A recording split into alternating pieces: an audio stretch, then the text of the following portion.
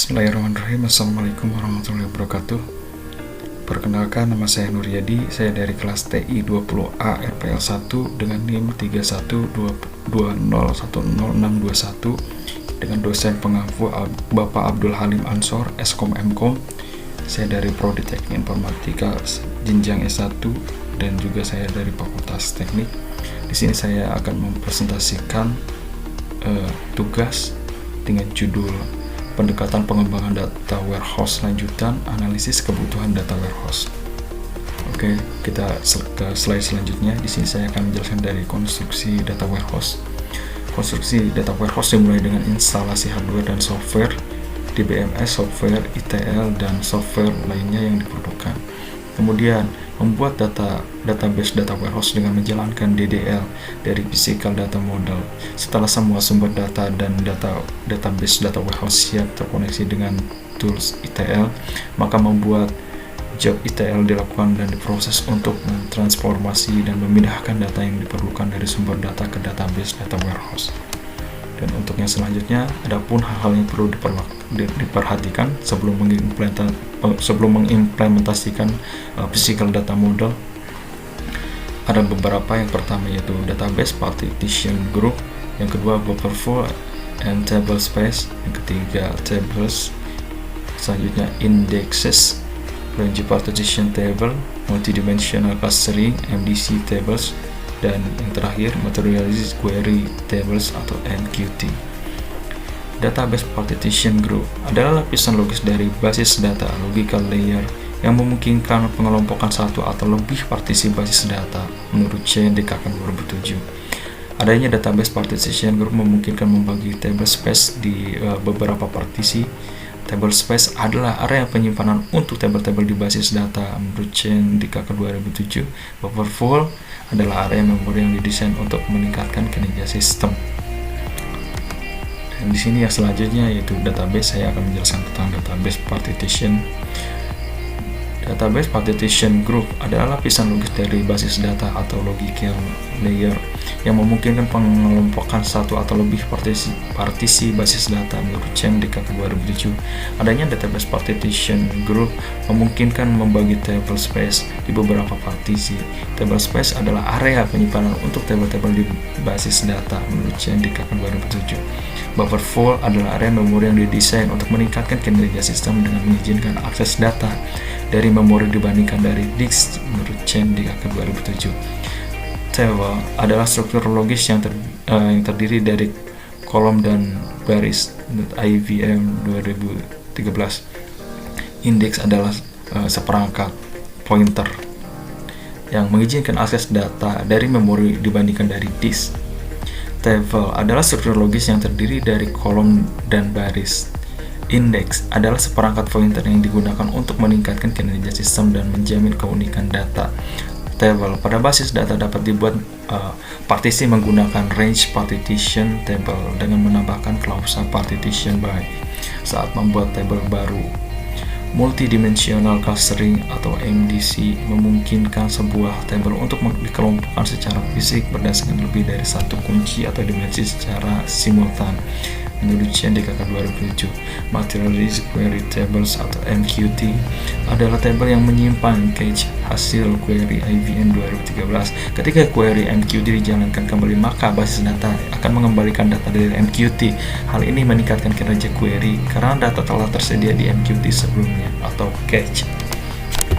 Yang selanjutnya di sini saya akan menjelaskan tentang implementasi atau deployment data warehouse. Setelah konstruksi data warehouse telah dilakukan, tahap selanjutnya adalah mengimplementasikan data warehouse pada organisasi atau perusahaan deployment. Pada tahap deployment yang dilakukan adalah load data pada database data warehouse untuk pertama kalinya pada lingkungan bisnis atau initial data load. Membuat tampilan dashboard yang siap dipakai pengguna data warehouse untuk mendapatkan informasi bisnis. Melakukan pengujian user acceptance test atau UAT, melakukan pelatihan dan pendampingan penggunaan sistem data warehouse, dan menyediakan fitur backup, recovery, dan security menurut TONIA 2010. Yang selanjutnya di sini saya akan menjelaskan bagaimana sih cara untuk pemeliharaan data warehouse. Pada fase pemeliharaan data warehouse yang perlu dilakukan adalah melakukan monitoring terhadap sistem data warehouse yang sedang berjalan. penyesuaian kinerja atau performance tuning bagi data secara berkesinambungan, dukungan dan pelatihan terhadap penggunaan sistem data warehouse jika diperlukan, dan pengelolaan sistem data warehouse. Pemeliharaan data warehouse dapat diserahkan kepada Departemen Teknologi Informasi di internal perusahaan setelah kontrak. Yang selanjutnya adalah granularity atau adalah level detail atau ringkasan summarization dari sebuah unit data pada data warehouse. In MON 2002, level granularity dikatakan tinggi jika tingkat ringkasan data tinggi. Level granularity dikatakan rendah jika unit data berada pada tingkat unit data yang sangat detail. Contoh pendefinisian level granularity dapat dilihat pada gambar 8 di bawah ini, di mana level granularity dikatakan rendah ketika data warehouse menyimpan data detail dari panggilan telepon yang dilakukan sepelanggan dalam 1 bulan, dan level granularity dikatakan tinggi ketika data warehouse menyimpan data ringkasan dari jumlah panggilan telepon yang dilakukan seseorang pelanggan dalam 1 bulan. Yang selanjutnya di sini data warehouse dapat digunakan untuk menganalisis bisnis secara multidimensi. Data multidimensi adalah data berupa fakta yang dapat dilihat dari berbagai sudut pandang dimensi, sehingga dapat menjadi informasi yang berguna untuk bisnis. Gambar 9 di bawah ini menunjukkan contoh analisis hasil penjualan secara multidimensi, di mana jumlah penjualan dapat dianalisis dari berbagai sudut pandang dimensi, yaitu dimensi produk, waktu, wilayah, dan penjualan. Dan berikut gambarnya di bawah ini. Untuk selanjutnya di sini saya akan menjelaskan terkait dengan dimensi. Dimensi adalah kategori yang digunakan untuk mengidentifikasi fakta seperti tanggal, lokasi, dan produk. Land Depot ini tahun 2014. Dimensi dapat berupa level atau hierarki. Misalnya, dimensi waktu memiliki hierarki dari tahun, bulan, dan tanggal. Hierarki akan disesuaikan dengan kebutuhan analisis data warehouse. Di sini saya akan menjelaskan tentang ada beberapa metode yang perlu kita perhatikan untuk pengumpulan data. Yang pertama, wawancara. Yang kedua, diskusi kelompok. Yang ketiga, studi dokumen. Dan yang terakhir adalah observasi. 4 langkah definisi kebutuhan data warehouse. Tahap 1 adalah identifikasi bisnis proses. Bisnis proses mewakili aktivitas yang dilakukan oleh organisasi atau bisnis. Bisnis proses biasanya dinyatakan dalam bentuk kata kerja aktif seperti proses bisnis pemesanan, pembayaran, pengiriman, pengembalian barang, dan sebagainya.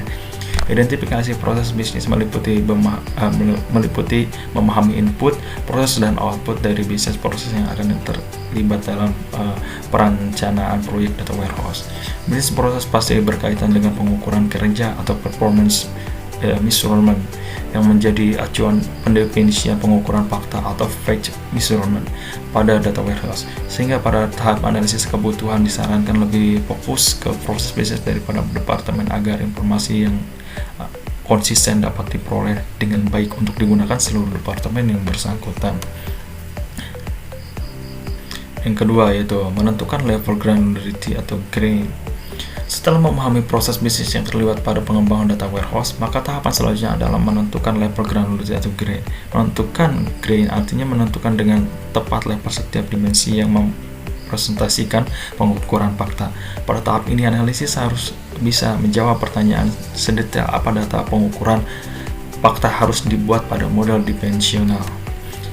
Yang ketiga, mengidentifikasi dimensi. Penentuan dimensi berasal dari pertanyaan bagaimana mendeskripsikan data hasil pengukuran proses bisnis. Dimensi mewakili sebuah deskripsi yang mungkin ada dari data pengukuran fakta yang diinginkan. Seorang analis harus mampu menangkap dan berpikir secara dimensional. Berikut adalah contoh hasil identifikasi dimensi pada proses bisnis penjualan dari 3 pengguna data warehouse yang berbeda. Yang pertama, manajer pemasaran ingin mengetahui jumlah unit terjual per produk, per wilayah dan per bulan. Yang kedua, manajer keuangan ingin mengetahui jumlah pendapatan kotor per produk, per wilayah dan per bulan. Yang ketiga, direktur ingin mengetahui penjualan produk dan mengalami peningkatan dan penurunan penjualan selama 1 tahun di setiap area atau wilayah pemasaran. Yang keempat, mengidentifikasi fakta. Fakta ditentukan dengan menjawab pertanyaan apakah yang diukur oleh proses bisnis. Stakeholder biasanya tertarik untuk menganalisis metrik kinerja atau performance metric. Semua kandidat pengukuran fakta harus sesuai dengan grain level pada tahap 2. Fakta biasanya berbentuk angka yang mungkin dilakukan operasi penjumlahan. Pada contoh tahap 3, hasil identifikasi dimensi pada proses bisnis penjualan. Dapat juga ditentukan pengukuran faktanya, yaitu jumlah unit terjual satuan unit dan jumlah pendapatan kotor satuan rupiah. Karena kedua pengukuran fakta ini memiliki dimensi yang sama atau produk wilayah dan waktu, maka dapat dijadikan dalam satu tabel fakta pada desain data warehouse. Sekian presentasi dari saya mengenai data warehouse. Mohon maaf apabila masih banyak kekurangan.